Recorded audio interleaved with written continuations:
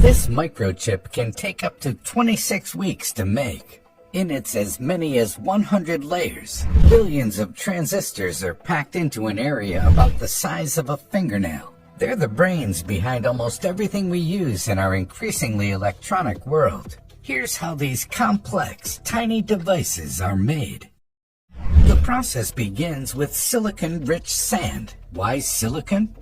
Silicon is a semiconductor. It's the sweet spot between an insulator and a pure conductor.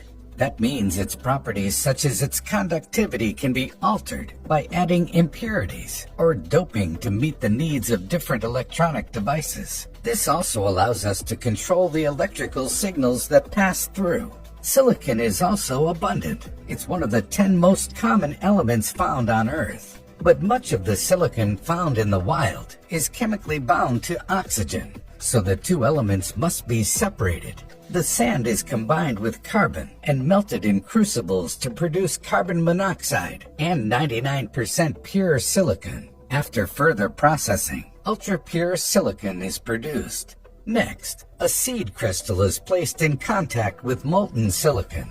As the seed crystal is slowly pulled away, silicon atoms are deposited on the bottom surface. The result is a large cylindrical boule, or a single crystal ingot of pure silicon. The boule is then thinly sliced into wafers. Silicon wafers typically have diameters of 1 to 12 inches, with the most state-of-the-art facilities being able to produce wafers up to 18 inches in diameter. Bigger wafers are, of course, able to yield more microchips.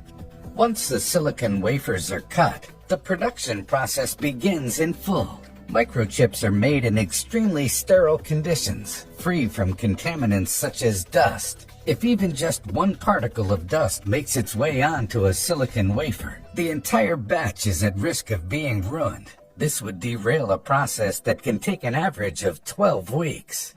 The first step of the production process is deposition. A thin, non-conducting layer of silicon dioxide is grown or deposited on the surface of the wafer. Then the silicon wafer is prepared for lithography by coating it with photosensitive and light-resistant materials. The next step is very critical: exposure. The prepared silicon wafers enter a lithography machine and are exposed to UV light passed through a reticle containing the chip's blueprint.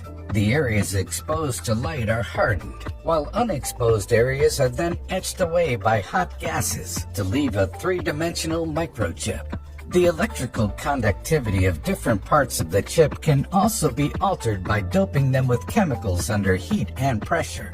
This process can be repeated hundreds of times for the same chip, producing a more complex integrated circuit at each step. To create conducting paths between the components, a thin layer of metal, such as aluminum, is overlaid onto the chip, and the etching process is used to remove everything except the thin conducting pathways. Several layers of conductors separated by glass insulators can be laid down. Each chip on the wafer is then tested for performance before it's separated from other chips on the wafer by a saw.